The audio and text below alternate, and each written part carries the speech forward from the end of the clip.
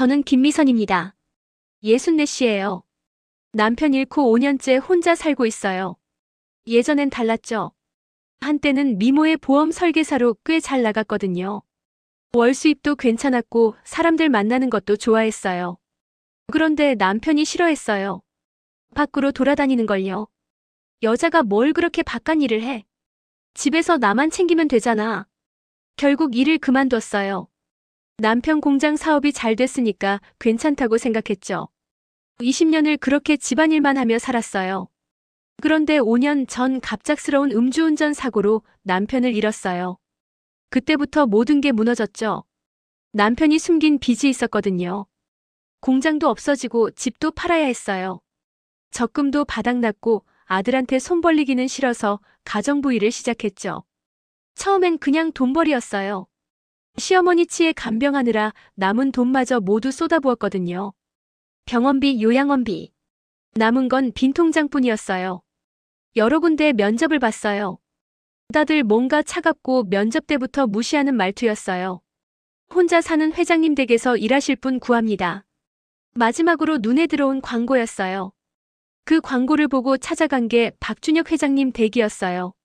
73세 남자가 혼자 사는 큰 집이더라고요. 솔직히 처음엔 부담스러웠어요. 혼자 사는 남자 집에서 일한다는 게요. 괜찮을까 싶었죠. 하지만 돈이 절실했거든요. 정수, 빨래, 요리 다 해드릴 수 있어요. 첫 면접 때 그렇게 말했어요. 그냥 일자리가 필요했거든요.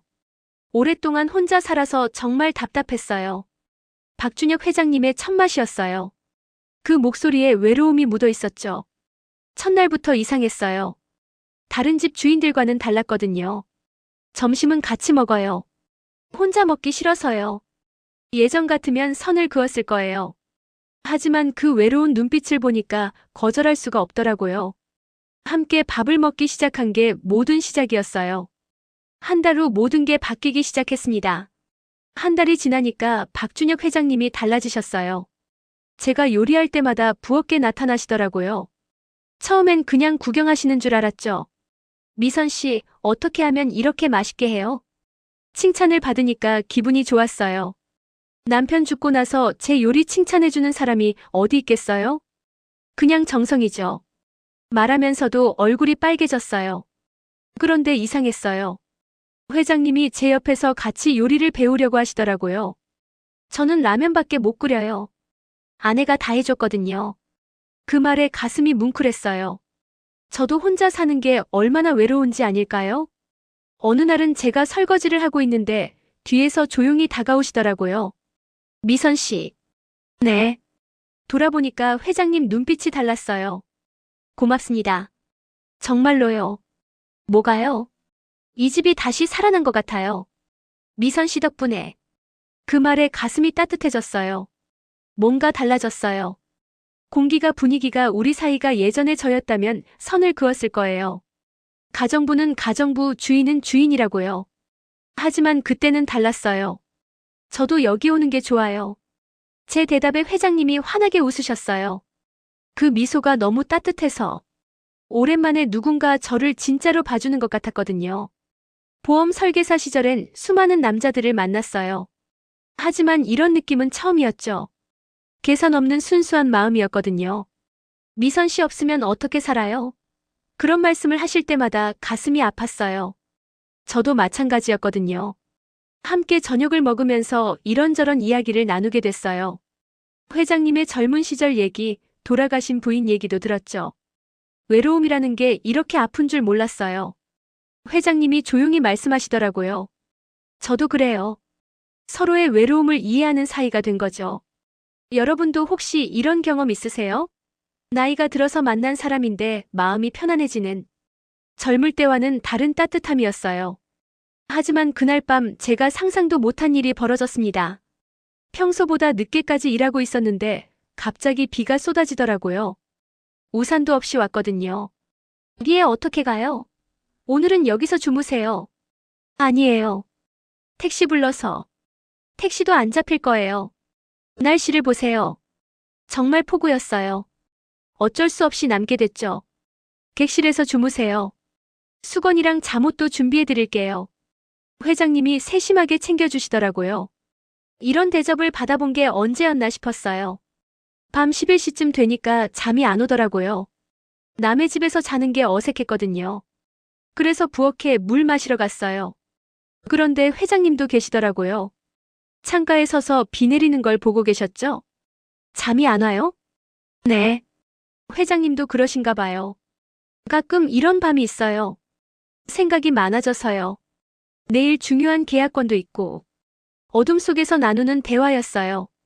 이상하게 마음이 편안했죠. 무슨 생각을 하세요? 제가 물어봤어요. 외로움에 대해서요. 사업은 성공했다고 하는데 정작 집에 오면 아무도 없어서요. 미선 씨는요? 저도 비슷해요. 그때 번개가 쳤어요. 순간 회장님 얼굴이 환하게 보였는데 슬픈 표정이었어요. 무서워요. 제가 깜짝 놀라니까 회장님이 물으시더라고요. 조금요. 그러자 회장님이 제 손을 잡으셨어요. 따뜻한 손이었죠. 괜찮아요. 제가 있잖아요. 그 말 한마디에 울컥했어요. 남편 죽고 나서 이런 말 들어본 게 언제였는지. 회장님. 네. 고마워요. 뭐가요? 저를 사람으로 봐주셨어요.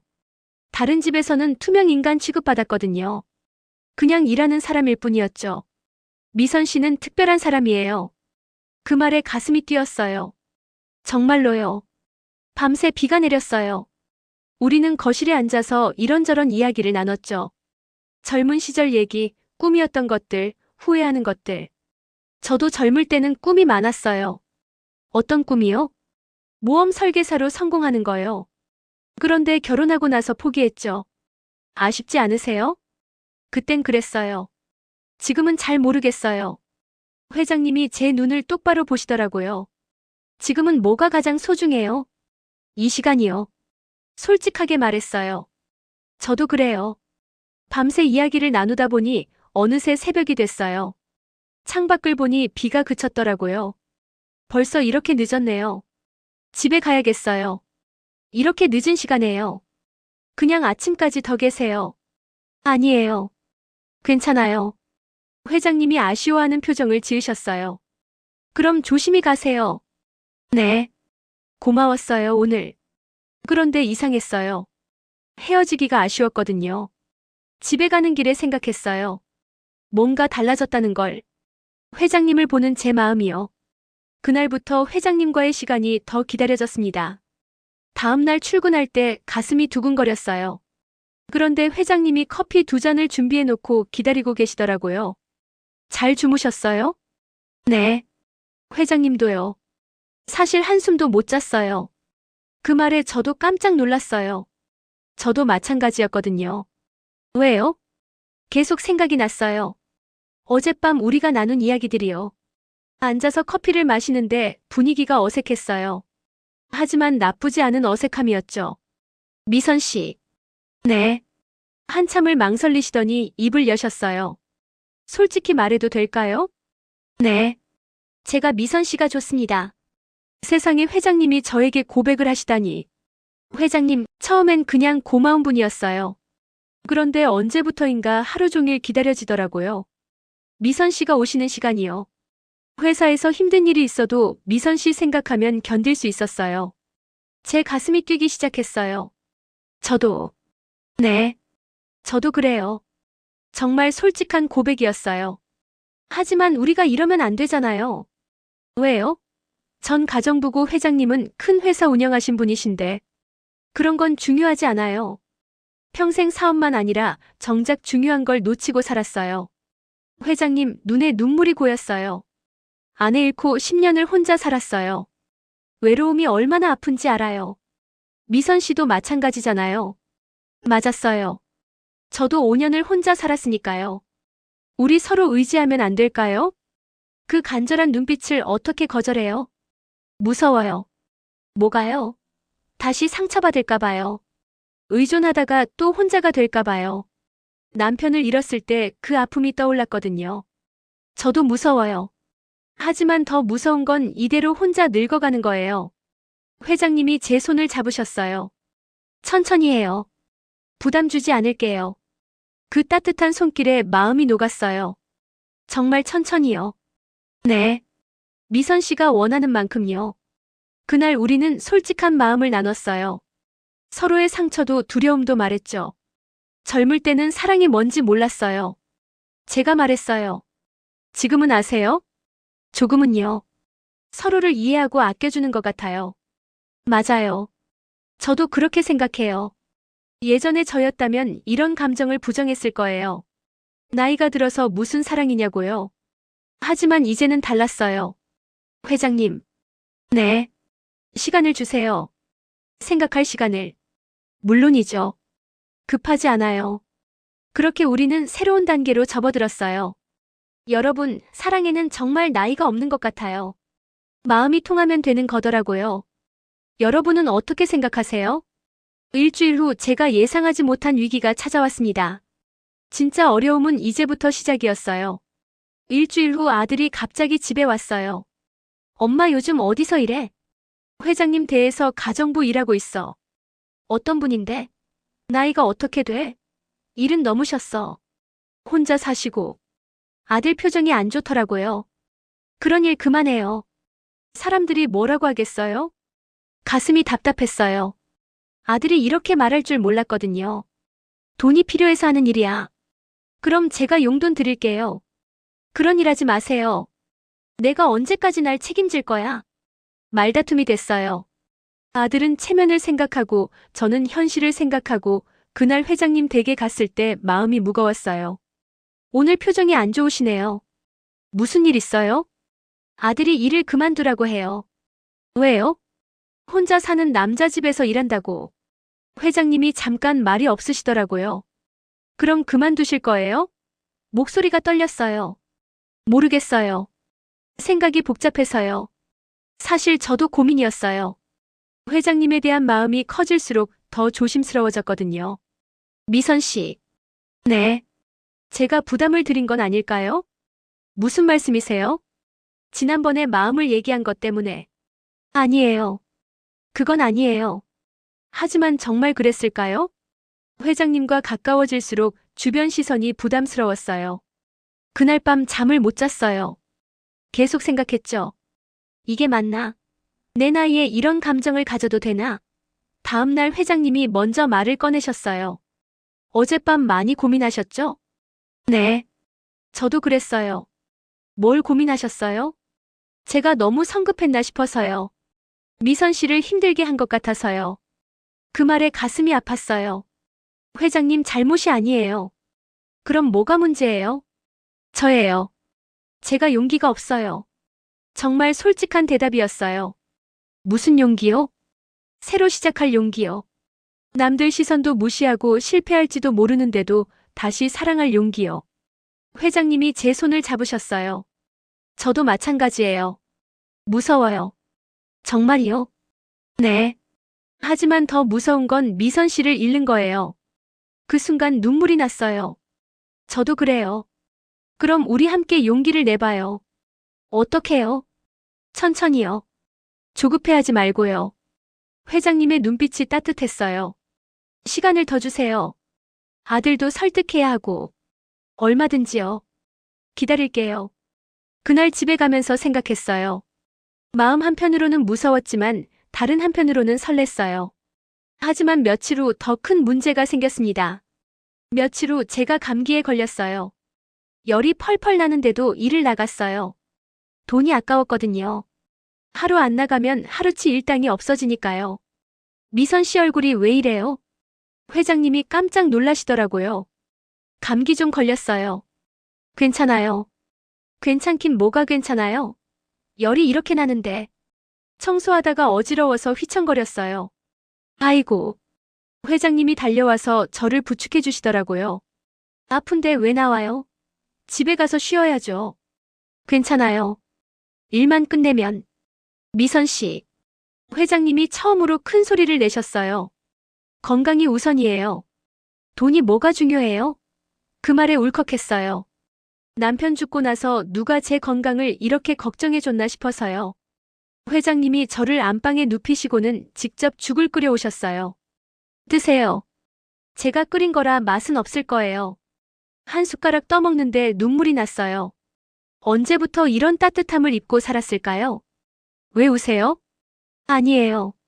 그냥 회장님이 제 이마에 손을 대고 열을 재시더라고요.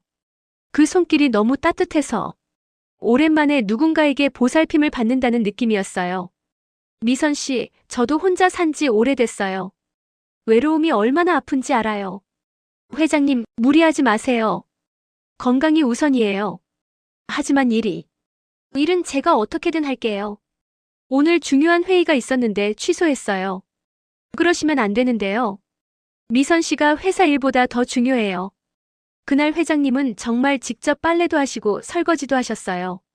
서툴렀지만 정성스럽게요. 이렇게 하는 거 맞나요? 빨래 개는 걸 물어보시더라고요. 조금만 더 반으로 접으시면 돼요. 침대에 누워서 가르쳐 드렸어요. 이상했어요. 아픈데도 마음이 따뜻했거든요. 미선 씨. 네. 이제 알겠어요. 당신이 얼마나 고생하시는지. 뭐가요?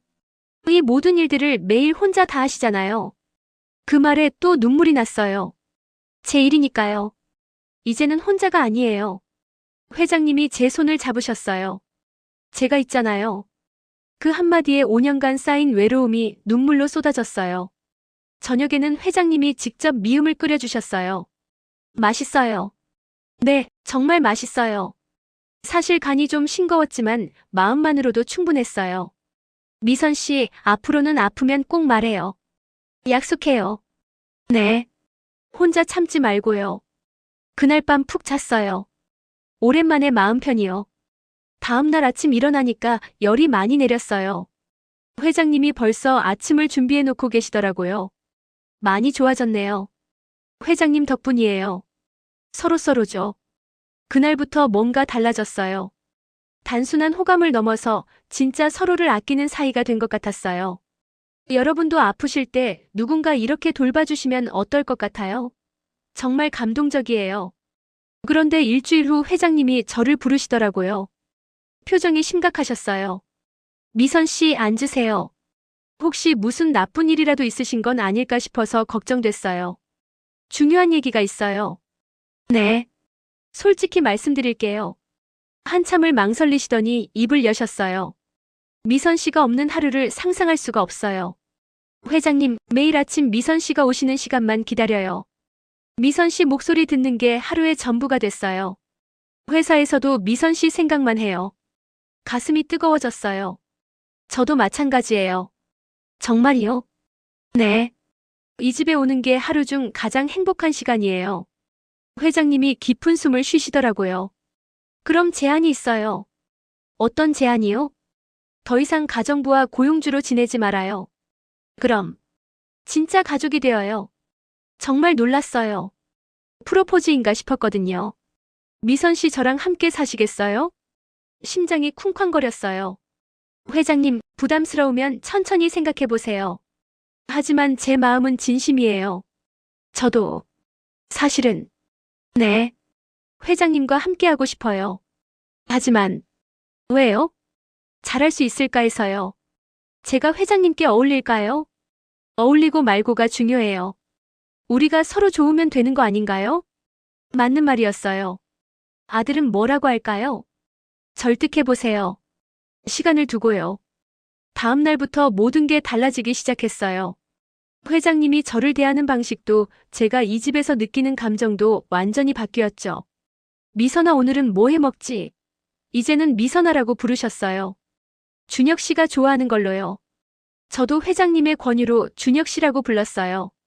함께 요리하고 함께 먹고 함께 설거지하는 시간들. 이게 바로 진짜 행복이었어요. 미선아. 네. 고마워요. 뭐가요? 이 나이에 다시 사랑할 수 있게 해줘서요. 저야말로요. 다시 살아갈 이유를 주셔서요. 그런 대화들이 일상이 됐어요. 3개월이 지났어요. 저희는 정말 가족 같은 사이가 됐죠. 어느 날 준혁 씨가 제게 말씀하셨어요. 미선아, 나랑 정말 가족이 되어줄래? 네. 결혼 말이야. 정식 프로포즈였어요. 준혁 씨.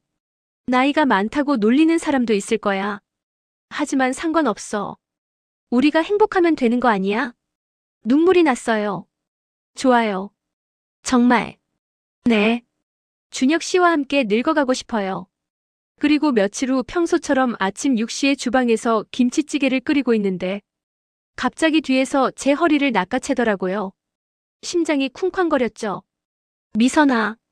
순간 제 엉덩이에 무언가 거대한 게 꿈틀거렸어요. 심장이 터질 것 같았어요. 이런 식으로 안긴 적도 처음이었지만 죽은 남편의 그것과 완전 다른 느낌이었어요. 놓지 마요. 제가 너무 놀래서 몸을 빼려고 하니까 더 꽉 안으시더라고요. 잠깐만 조금만 이렇게 있을게.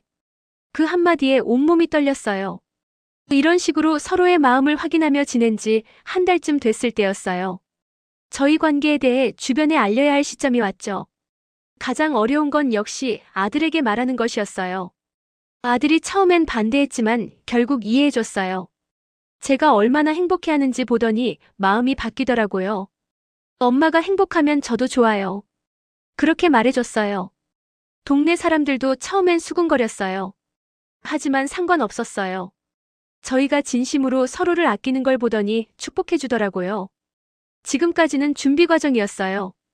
진짜 행복은 이제부터 시작이었거든요. 3개월 후 우리는 정말 결혼을 했습니다. 결혼식은 소박했어요. 가족들과 가까운 지인들만 모셨죠. 화려하지는 않았지만 진심이 담긴 따뜻한 시간이었어요. 준혁 씨가 제 손을 잡고 이제 정말 가족이 됐네. 라고 하셨을 때 눈물이 났었거든요. 그렇게 새로운 인생이 시작됐어요. 지금 저희는 결혼한 지 1년이 됐어요. 매일 아침 눈을 뜨면 준혁 씨가 저를 바라보며 웃고 계세요. 미선아, 잘 잤어? 네. 준혁 씨도요. 이런 평범한 대화가 얼마나 소중한지 몰랐어요. 아침에는 준혁 씨가 커피를 내려주시고 저는 아침을 차려드려요. 준혁 씨가 호강한다. 동네에서 수군거려도 상관없어요. 정말 호강하고 있거든요. 준혁 씨는 매일 저에게 고마워하세요. 미선아, 고마워. 뭐가요? 이 나이에 다시 사랑할 수 있게 해줘서. 그리고 회사 일에만 매달려 살던 나를 진짜 사람답게 살 수 있게 해줘서. 요즘은 준혁 씨가 회사 일도 적당히 하시고 저와 함께 하는 시간을 더 중요하게 생각하세요. 함께 장을 보고 함께 요리하고 함께 드라마도 봐요. 이런 일상이 이렇게 행복할 줄 몰랐어요. 우리 운명이었나 봐. 왜요? 이렇게 딱 맞게 만나다니. 맞아요. 정말 운명 같았어요.